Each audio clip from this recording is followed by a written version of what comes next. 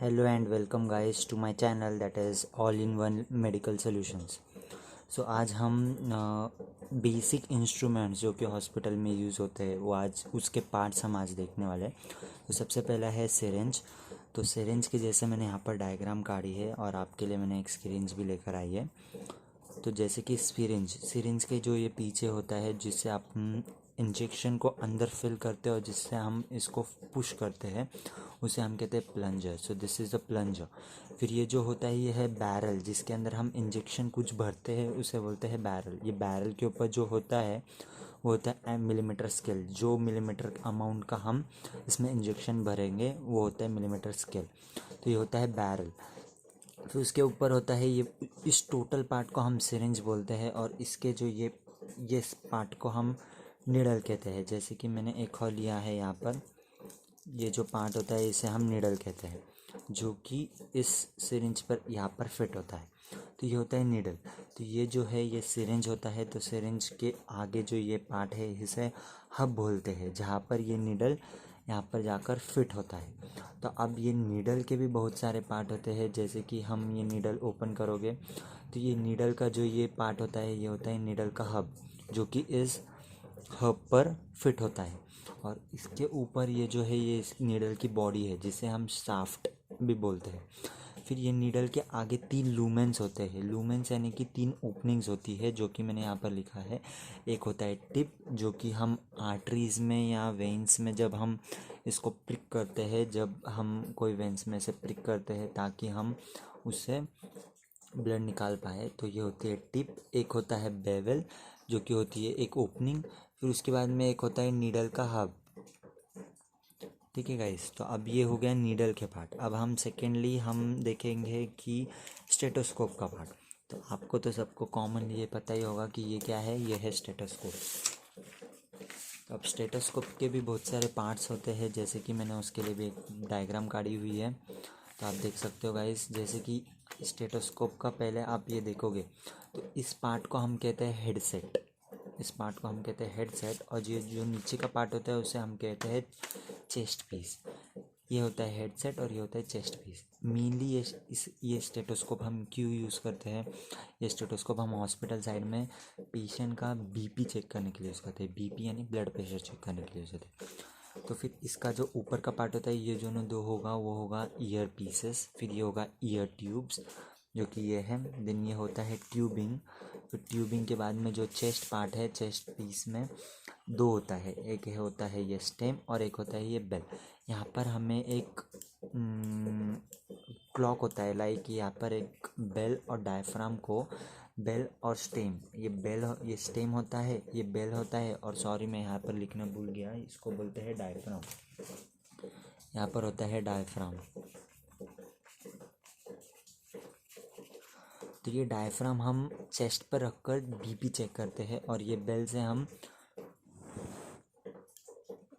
हम यूज़ करते हैं। जैसे कि बेल और डायफ्राम हम ये दोनों चीज़ें यूज़ करते हैं। और स्टेथोस्कोप के साथ आप देखोगे, अगर आप बीमार हो, आप क्लिनिक्स में जाते हो, हेमोपैथिक डॉक्टर्स के पास जाते हो, तो उनके पास एक होता है स्पिग्मोमैमोमीटर।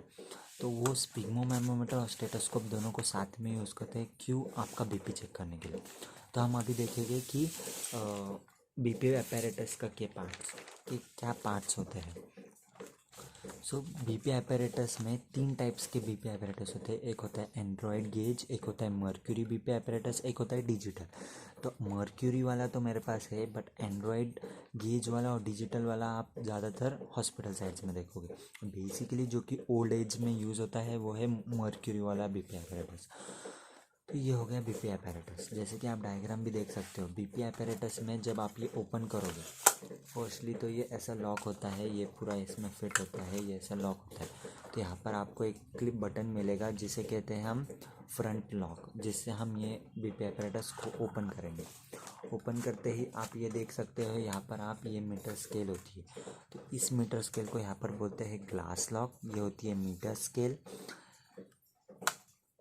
ठीक है। और फिर इसके अंदर जो आप ये देख पाओगे तो यहाँ पर होता है मर्क्यूरी, यहाँ पर होता है मर्क्यूरी फिल किया होता है, जिससे हम रीडिंग्स ले सकते हैं। तो अभी ये इसके ऊपर ये ट्यूबिंग्स होते हैं और ये होता है बीपी कफ।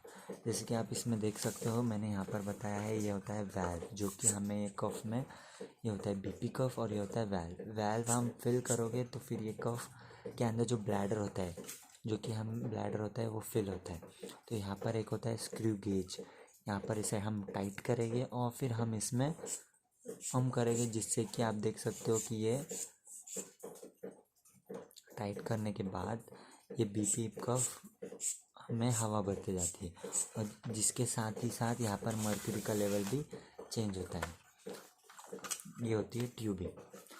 तो उसी के साथ आप ये देख सकते हो मैंने जो बनाया है, यहाँ पे होता है बीपी कफ में होता है ब्लैडर, ये होता है फ्रंट लॉक, ये होता है स्क्रू गेज जो कि टाइट करने के लिए होता है वैल्व, ये होता है स्पिग्मोमेमोमीटर का ट्यूब, ये होती है ट्यूबिंग्स, ये होती है मर्क्यूरी का चेम्बर जिसके अंदर से हम यहाँ मर्क्यूरी लेवल चेंज करते हैं। और एक और बात, यहाँ पर होता है एक लॉक, यहाँ पे होता है एक मर्क्यूरी लॉक। आप देख सकते हो कि ये अभी हॉरिजॉन्टल है, हॉरिजॉन्टल यानी ये ऑन है। जब हम इसे स्ट्रेट करेंगे तो ये लॉक हो जाएगा, तो फिर मर्क्यूरी का लेवल चेंज नहीं होगा।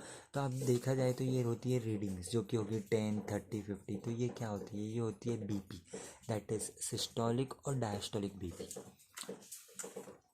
सो नॉर्मल बीपी की रेंज हमेशा याद रखना, नॉर्मल बीपी की रेंज होती है 120/80 mm ऑफ एज। ठीक है, इसके साथ गाइज मैंने आपके लिए कुछ एक्स्ट्रा मटेरियल भी लाया हूँ। जैसे कि आप ये देख सकते हैं मेरे पास एक है एम्प्यूल। ठीक है, ये है ऑक्सीटोसिन का इंजेक्शन। अब इसके क्या यूजेस है मैं आपको नेक्स्ट वीडियो में ज़रूर बताऊँगा, इसलिए मेरे साथ आप ट्यून्ड रहिए।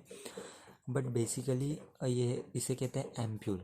हॉस्पिटल साइड में आप दो चीज़ें देखोगे, एक होता है ये वाला और एक होता है बॉटल शेप में।